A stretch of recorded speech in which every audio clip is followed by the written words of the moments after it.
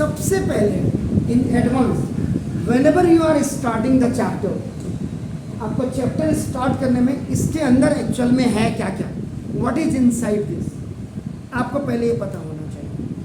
मतलब आप इसको समरी भी मान सकते हो, advance summary you can say. जैसे तो सबसे पहले आपको प्लेन क्या होता है ये जानना जरूरी है।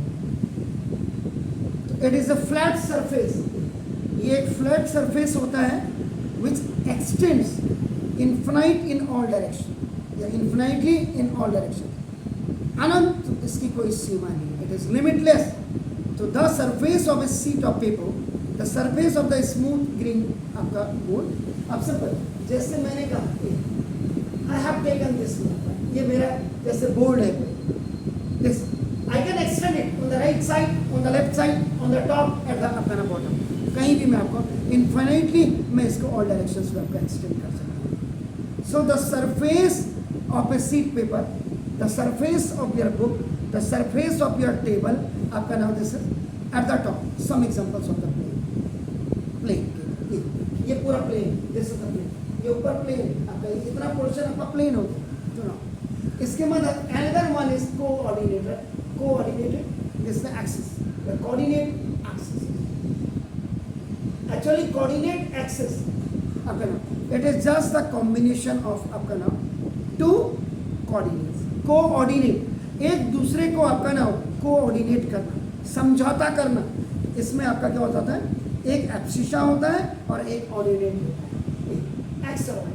कोई भी प्लेन होगा, देखो कोई भी प्लेन होगा, एनी प्लेन, इसमें आपका अभी जैसे आपने कहा ये फर्स्ट क्वाड्रेंट होता है, तो first quadrant is just the combination of abscissa and ordinate, आपका नाम देखो जैसे abscissa and ordinate, abscissa and ordinate, abscissa and ordinate, इसमें जो एब्सिशा होगा वो भी प्लस और ये भी प्लस है, तो कोऑर्डिनेट एक्सिस है।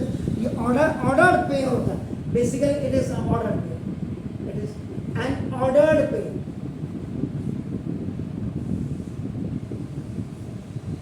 बिना एक्स और बिना वाई के कुछ नहीं होगा। तो to locate the position of a point in a plane, अब जैसे आपने कहा ये जैसे ये सपोज एक प्लेन है आपका, आपको ये पॉइंट कहाँ पे, what is this position, this is a position and you have to आपका now see the position of this point. आप क्या करेंगे, now this plane will be divided into 4 quadrants, ये आपका 4 क्वाड्रेंट्स में आपका नाउ ये डिवाइड हो जाएगा, where the horizontal axis, where the horizontal axis and the vertical axis, where the horizontal axis and the vertical axis intersect to each other at one common point, that common point is known as a origin point, and the coordinate of both point are 0 and 0. This is also known as a reference point, and the another third name is its home point. So two mutually perpendicular are आपका नाम ये दे सकता drawn. So one of them is horizontal known as x-axis and the another one is vertical which is known as a y-axis. So these axes are combinedly called अरे ये position आके देखो, जैसे ये देखो इस ए पोजीशन कहाँ पे है, आप क्या करेंगे, यहाँ से देखो इसकी position,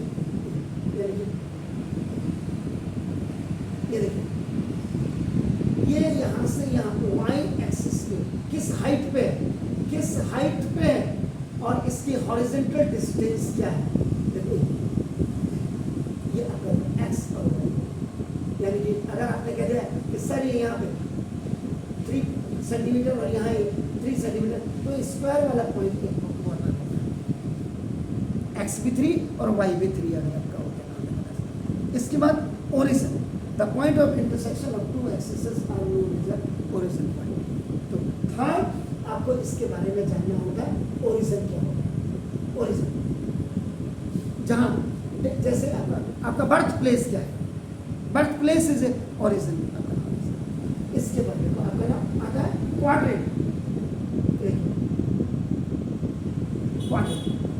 when one horizontal line is divided by one vertical line at 90 degree, that 90 degree is known as your origin point. So the axis divided a plane into 4 the axis is divided. तो जैसे ये आपका first quadrant, इस आपका देखो second quadrant जो आपका x और वाई, जहाँ आपका देखो माइनस और प्लस होता है, आपका this is called the third quadrant जहाँ माइनस और माइनस होता है, X minus Y, and this is the fourth आपका क्वाड्रेंट जहाँ आपका एक्स और वाई प्लस और माइनस।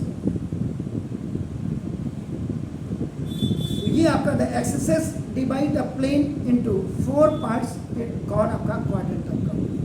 इसके बाद कोलिनियर पॉइंट,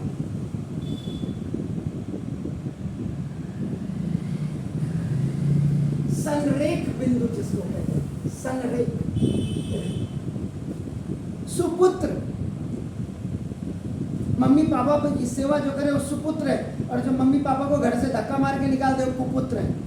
ऐसे संरेख एक ही रेखा में, those points which are in the same line is known as a collinear point. Now, so if 3 or more points on the same line, lie on the same line, they are called the collinear point. Otherwise, they are called non-collinear points. तो ये इसके बाद now then the distance form.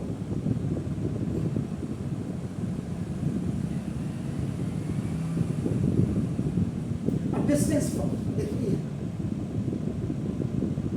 suppose ये देखिए, this is A point and this is B point. its coordinate is its coordinate are x1 y1 और इसके coordinate are x2 y2 and you have to find out the distance. ये D होगा। तो जो आप कहते हैं distance between 2 points, जैसे यहाँ पे A भी है, इन दोनों के बीच की डिस्टेंस आपने निकालनी है, D is equal to that will be x2 minus x1 का होल स्क्वायर और प्लस y2 माइनस y1। अगर यहाँ पहले x2 होगा तो यहाँ y2 आएगा, और ये कोई जरूरी नहीं किसी डॉक्टर या किसी बड़े मैथमेटिशियन नहीं, ये आपका इट में भी x1 माइनस x2 का whole square plus y1 minus y2 का होल स्क्वायर रूट क्या है, it is inside the radical sign which is, अगर यहाँ x1 पहले होगा तो यहाँ पे y1 पहले होगा, याद रखिएगा। तो ये हाँ, ये ऐसे नहीं हो सकता, आपने कहा x1 माइनस x2 का होल स्क्वायर और प्लस इधर y2 माइनस y1 का होल स्क्वायर, ये बिल्कुल नहीं होगा, बिल्कुल नहीं होगा। अगर आगे x1 है तो यहाँ पे y1 पहले आएगा, x2 माइनस के बाद आएगा तो y2 भी माइनस के बाद आएगा, अगर यहाँ x1 माइनस के बाद आएगा तो यहाँ y1 भी माइनस के बाद आएगा। सो यानी कि 2 पॉइंट्स के बीच का डिस्टेंस अगर you have to find out then that is only either by using this, और ये मैंने कहा आपका स्कूल टीचर का नहीं, मैंने तो तुझे x2 माइनस x1 का होल स्क्वायर, और तूने इसको कैसे कर दिया, उसको बोला पहले तू पढ़ के आप बुड़बक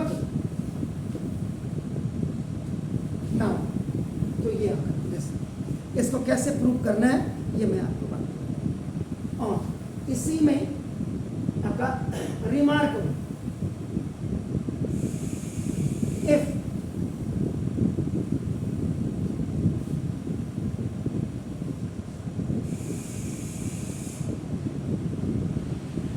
one point is on origin, अगर एक पॉइंट आपका ओरिजिन में हो जाता है, याद रखिए, जैसे आपने कहा क्या इसी में बना और इसी में बना, एक पॉइंट आपका बी है जिसके कोऑर्डिनेट आपका देखो x2 और यहाँ पे एक पॉइंट को अब आपको इस तरीके से एंड ये आपका 0 0 है, ये आपका x2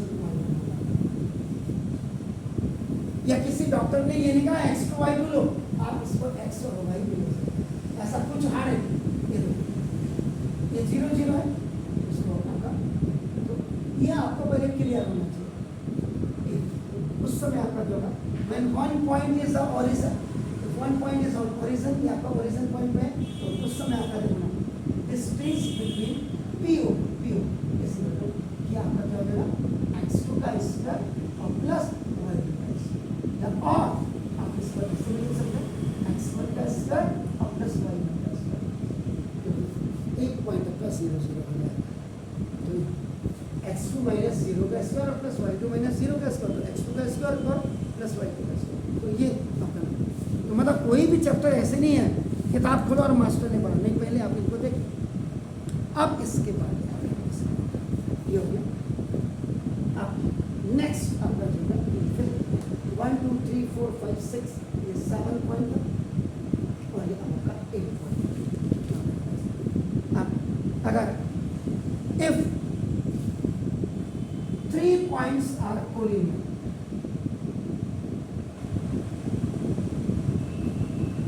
then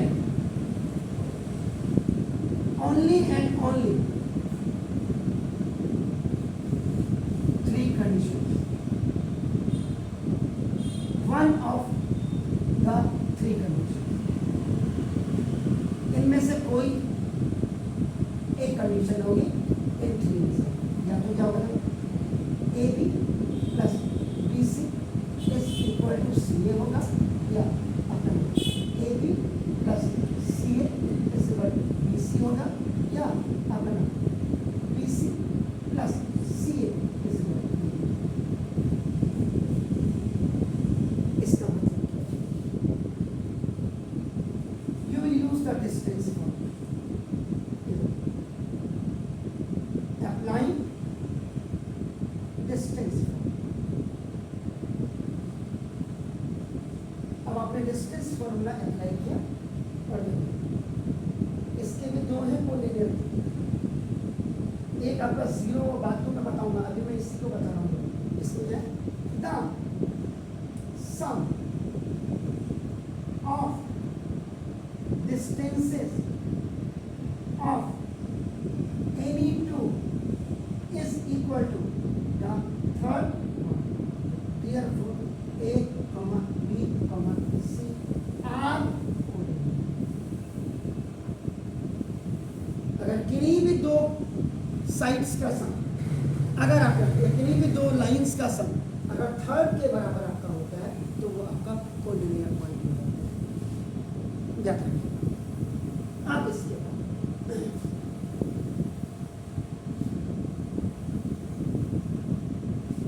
अब आपने करना है properties of different types of particle.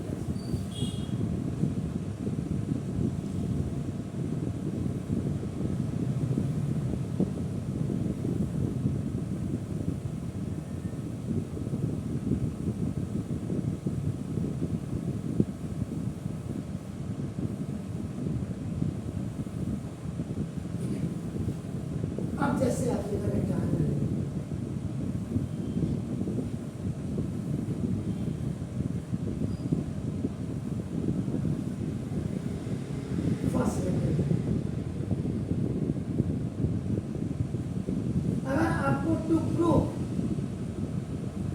Rectangle करना, I am giving one example.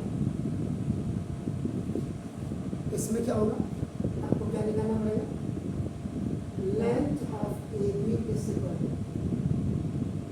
Length of B C. A से बी की तरफ जा रहे हैं तो डी से सी की तरफ जाएंगे, ऐसे नहीं कि सी से बी की तरफ आएंगे, फास्ट। दूसरा आपको क्या निकालना है, length of A B equal to length of A से डी की तरफ, बी से डी से। और तीसरा क्या होगा, diagonal A C is equal to diagonal B. The length of diagonal A C is equal to the length of the diagonal B.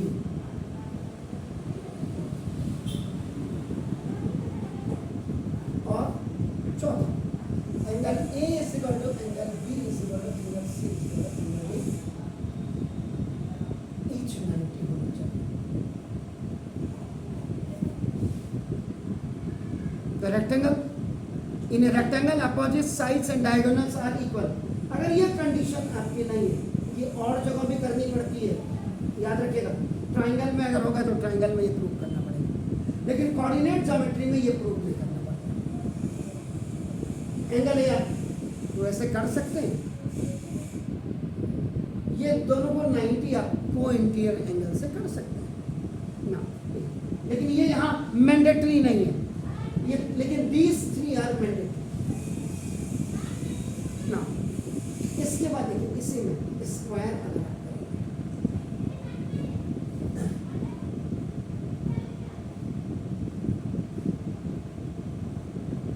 इनकी पहचान है, they have the own identification now. ये भी आपका ए बी सी डी, इसमें ये अगर मैंने यहाँ पे इसको हाइड कर दिया, कई बच्चे ये कौन सी फिगर है नहीं पता, लेकिन इसमें सिंगल और सिंगल, ये कोई जरूरत नहीं, डबल कट ये डबल कट ये डबल कट ये डबल कट, इसका होता है ये स्क्वायर। इसका A B is equal to B C is equal to C D is equal to length of A B is equal to length of B C is equal to length of C D is equal to length of. ये सारे जितने भी आप निकालेंगे you will use the distance formula here, ये हो गया। और diagonal AC is equal to diagonal, then it is a square. In all you have to use the this one.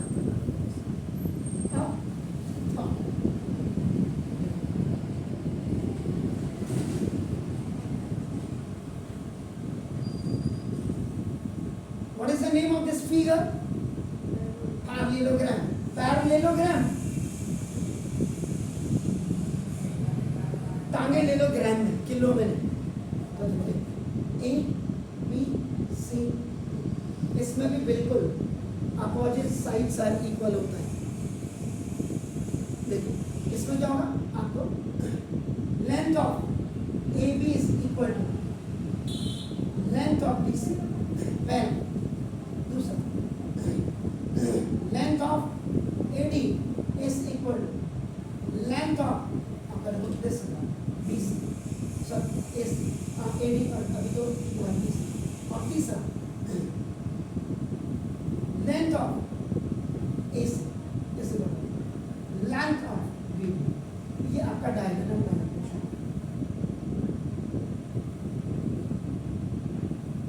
The common, what is the common observation when you are looking आपका नाम the figures? सुना, इसमें अगर कोई आपको पूछे ए B C D पूछे इसके बारे में, तो देखो इसमें पहले फर्स्ट इक्वल देन पैरेलल होता है, और इसमें ना फर्स्ट पैरेलल देन इक्वल।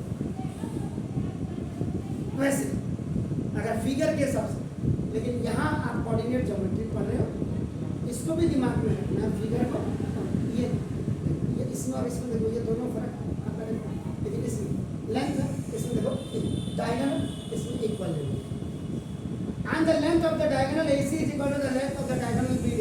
यहाँ दोनों बराबर होंगे, यहाँ दोनों इक्वल है ना। अब देखिए ये पहला, इसके बाद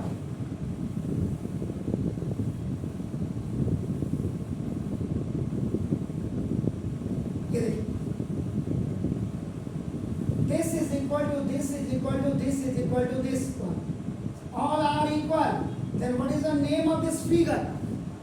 It is looking like a parallelogram, but it is generally the combination of the parallelogram and the square. All the sides are equal, but the diagonal is not equal. Then what is the name of this figure? Rhombus। रोम नहीं है कि रोम में बस जाओ, मेरी रोम में mathematics बसी हुई है तब तो ठीक है। I am a very good fan of this mathematics. तो रोम्बस है इसका नाम। रोम्बस में क्या होगा, स्क्वायर से इसके दो कॉर्नर को अंदर को दबा दो, बाहर को निकल आएंगे दो कॉर्नर, तो rhombus is also the parallelogram. देखिए इसमें क्या, इसमें A B is equal to B C is equal to C D is equal to D. The length of AB is equal to the length of BC is equal to the length of CD is equal to the length of DE। एक तो ये होगा, AB AC is not equal to BD, यानी कि the diagonals are not equal। तो ये आपका rhombus होता है, rhombus, रोम में बसना नहीं। In this case all sides are equal but diagonals are not equal। What is parallelogram but not rectangle? आपका ना देखो, in this case opposite sides are equal but diagonals are not equal, parallelogram नहीं होगा। अभी एक figure और, figure की बात करते हैं। हाँ, इसका इससे कोई कंसर्न नहीं है, आता नहीं है, लेकिन एक जो 4 साइड से बाउंडेड है एक फिगर है।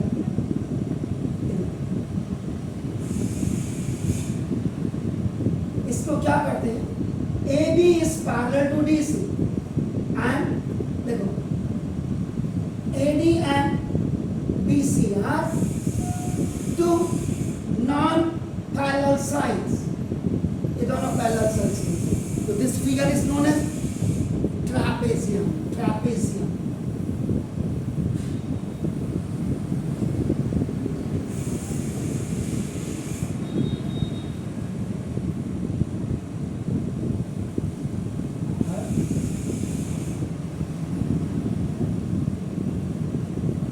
Very nice. लेकिन इसमें एक और आती है,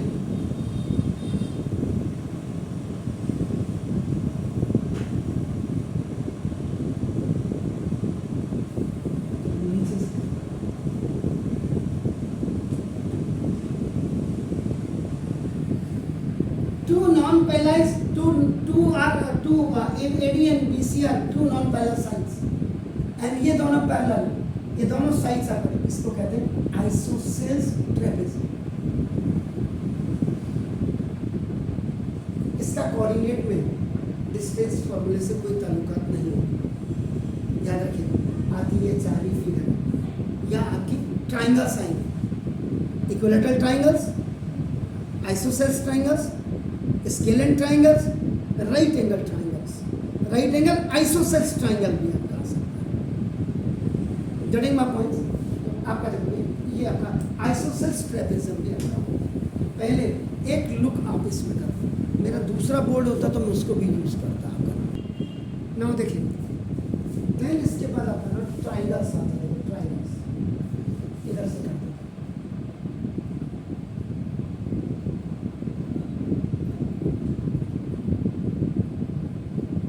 Triangles with the very first one is equilateral triangle.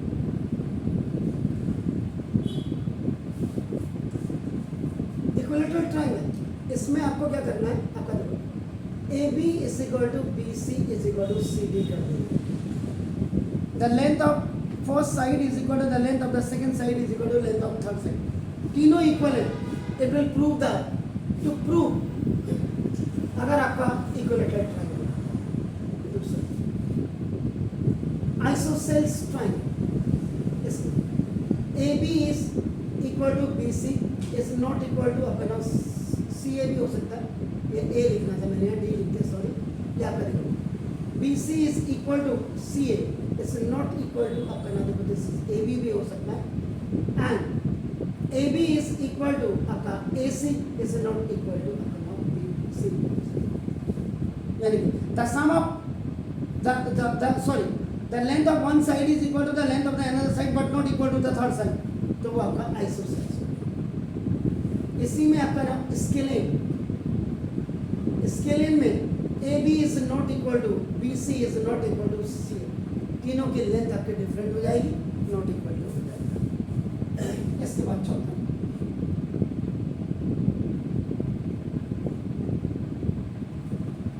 Isosceles right angle triangle है, आइसोसेल्स। इस वाली फिगर से AB प्लस BC, इसका स्क्वायर और प्लस इसका स्क्वायर। पहले AB निकाल लो, देखो first you have to find out AB, then you have to find out BC and then you have to find out AC।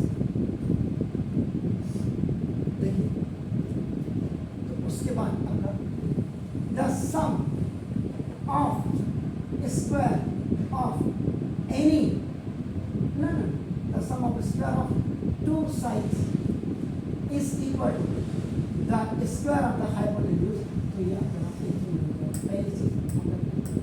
और एक इससे देखो AB, यहाँ पे कंडीशन हो सकती है, जैसे इसमें तो कंडीशन नहीं है क्योंकि नाम लिखा आपने, AB और BC की लेंथ दोनों सेम होगी बट नॉट आपका दो कंडीशन का इसमें ये निकलने से आपका ना ये आपका राइट एंगल B भी, यानी कि B is equal to 90 degree. आप सी लिखोगे तो सी लिखोगे, 90 मिलेगा, ए लिखोगे तो सी मिल जाता है। ट्राइंगल्स में ये तीनों आप सॉल्व करें। और मजे की बात इसी में एक आपका आता है area of triangle A B C का फॉर्मूला, हाफ इसको मॉड में लिखा जाता है, ये formula x1 y2 minus y3 plus x2 into y3 minus y2 और plus x3 into y1 minus y। Mod इसलिए लगाया जाता है अगर कभी आपकी निगेटिव वैल्यू अंदर आ रही है तो ये आपका it will be converted into the positive value. जैसे सपोज के लिए ये हाफ और अंदर आ गई आपका -26 आपका सेंटीमीटर स्क्वायर आती है या यूनिट स्क्वायर आपकी आती है। और तो ये आपका क्या रहेगा, जब मॉड हट जाएगा मॉड तो ये ऑटोमेटिकली आपका नाम एक प्लस में 20, क्योंकि area is never taken into negative sign. 30 unit square, ये मॉड एब्सोल्यूट वैल्यू कहते हैं। ये ऐसे सीधी लाइन ऐसे ब्रैकेट नहीं बनाना, सीधी, ये फॉर्मूले में हो। और मजे की बात है अभी भी आपने क्या था कोलिनियर करने के लिए आपका what you have to do, A B B C आपका निकालना। अब यही अगर आपको कोई पूछता है कोलिनियर पॉइंट्स आप प्रूव करो इस फॉर्मूले से, तो ना if area of triangle is equal to 0 आ रहा है, if it's coming 0 it means A, B, C are collinear points. What I said? हमने जिंदगी भर क्या बच्चों को ये तुम्हारे कोर्स में नहीं करते करते हमने बच्चों की जिंदगी बर्बाद कर दी। हम मने टीचर लॉबी में आपके कोर्स में हो या ना हो ये आपका। इसके बाद इसे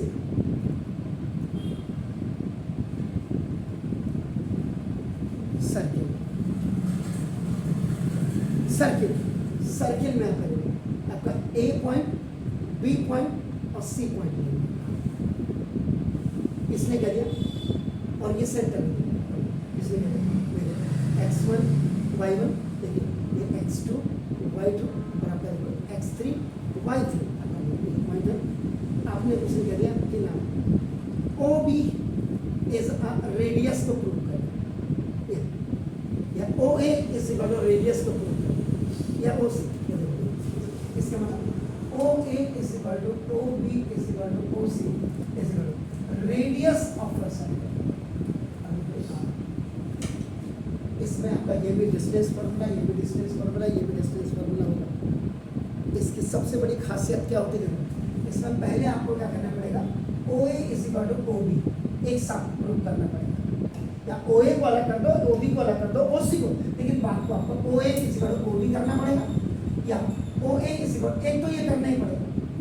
इसमें आपका चॉइस है, O A is equal to O C कर दो या और O B is equal to O C कर दो। इससे क्या होगा, आपकी दो इक्वेशन रहेंगे, two equations in x and y variable में आएंगे, यानी कि linear equation in two variables में आएंगे।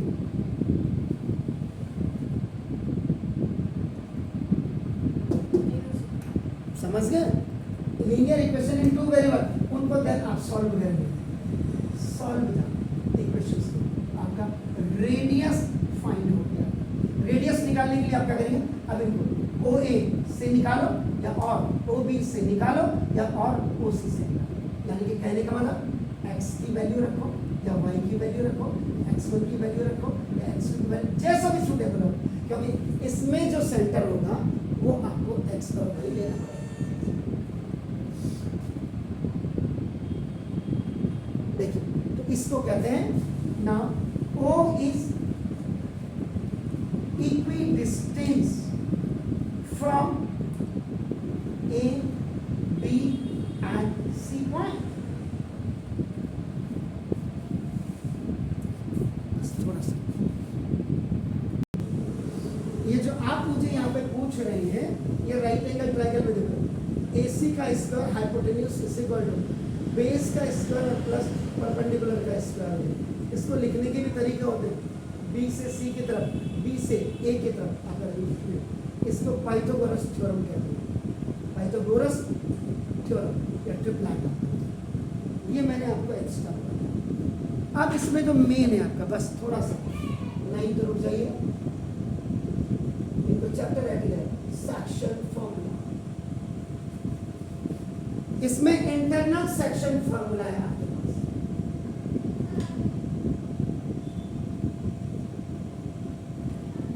इसमें क्या होता है, किसी भी कोऑर्डिनेट पर बेसिकली आपका भी आपका always go on it quadratic.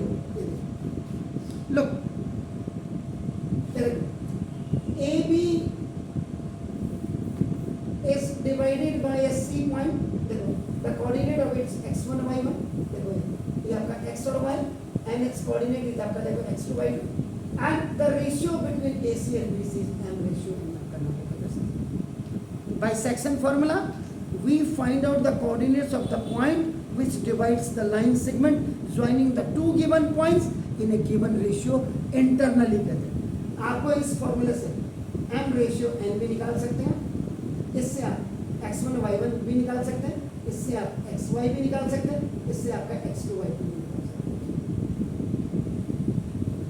ये होता क्या है, इसका फॉर्मूला होता है आपका नाम, देखो आपका नाम, what is the formula now, this x is equal to mx2 plus nx1 upon m plus n, and if you have to find out y, my2 plus ny1 upon m plus n. This is the internal section formula. याद रखिएगा, आपके teacher आपको बोलते हैं section formula, बहुत अंतर है। और अगर एक्सटर्नल सेक्शन फॉर्मूला होगा तो माइनस लग जाएगा, माइनस लग जाएगा। अगर रेशियो भी माइनस में आ रहा है, इसका मतलब that is the internal section formula. और इसके बाद लास्ट वो उसी में कर देना चाहिए था मुझे, लेकिन नो प्रॉब्लम। अब आपका सेंट्रॉइड, सेंट्रॉइड यानी कि आप इसमें पढ़ेंगे coordinate of centroid in a coordinate of centroid in triangle ABS, and the formula of this one x1 plus x2 plus x3 upon 3 and y is equal to y1 plus y2 plus y3 upon 2. यानी कि if the अब यहाँ पे main centroid किसको कहते हैं, what is centroid, where it is in a triangle। अपने school में जाकर के जरा जो सीनियर बच्चे मैथ लेकर के बैठे होंगे ना 12th में, उनको आज कल जाके कहना भैया ये सेंट्रॉइड क्या होता है, उसके बाद उनको कहना भैया ऑर्थो सेंटर क्या होता है,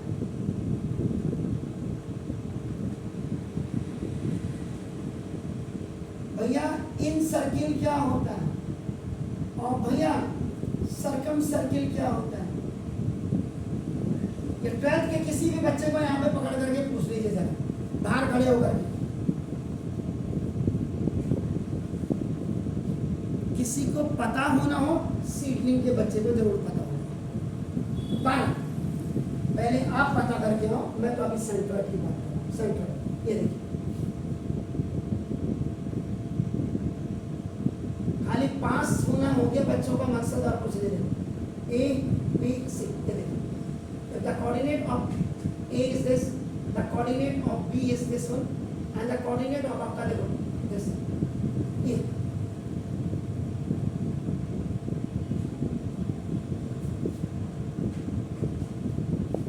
When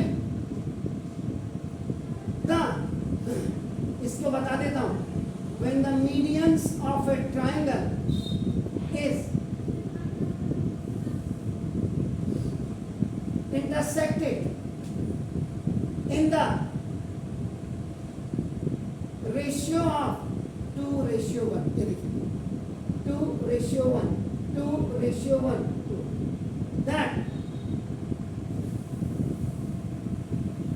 that intersecting point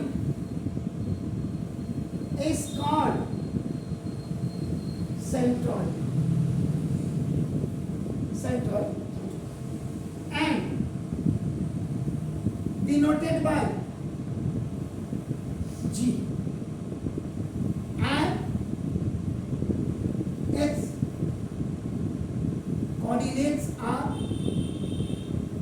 x, y, और तब जाके x को फाइंड, ये वाला फॉर्म।